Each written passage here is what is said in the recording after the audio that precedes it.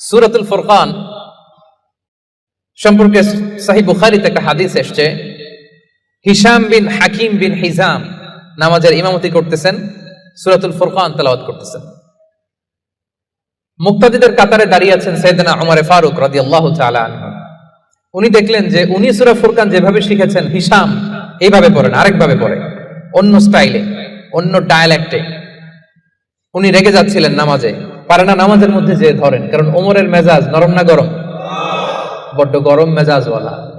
কিন্তু উনি ধৈর্য ধারণ করলেন যে না, এটা তো নামাজ, নামাজ ভেঙে তার ইমামরা ধরা যায় না, কি বলেন? সালাম ফিরাইতে হবে না? তো উনি সালাম ফিরানো পর্যন্ত অপেক্ষা করতেছেন। সালাম ফিরানো শেষ, খপ করে যে ধরছে হিশাম বিন হাকিম বিন হিজাম। রে হিশাম, কিভাবে পড়ছে সূরা ফুরকান? বিশ্বনবী তো আমাকে এইভাবে শেখায় নাই। হিশাম বলে আমি তো এভাবেই বিশ্বনবীর কাছে শিখেছি।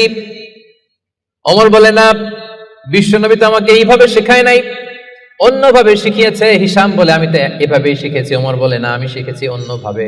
সাইয়েদনা ওমর ফারুক রাদিয়াল্লাহু তাআলা আনহু হিশামের জামা ধরলেন, টানতে টানতে বিশ্বনবীর কাছে নিয়ে গেলেন। বিশ্বনবী দেখেন অবস্থা খারাপ, ওমর ফারুক রেগে আছেন। ওমর ফারুক এসে বলেন, ইয়া রাসূলুল্লাহ, দেখেন সূরা ফুরকান কিভাবে পড়ে, নিজের মন গড়া।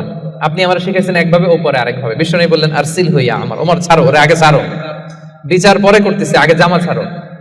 আগে কি ছাড়ো? জামা ছাড়ো। ওমর ফারুক জামা ছাড়লেন। এবার বিশ্বনবী বললেন, হিশাম, তুমি যে ইমামতি করছিলা কিভাবে পড়ছিলা? সূরা ফুরকান পড়ো তো। তিনি বললেন, বিশ্বনবী বললেন, কাযালিকা উনজিলাত, কোরআন এভাবেও নাজিল হয়েছে।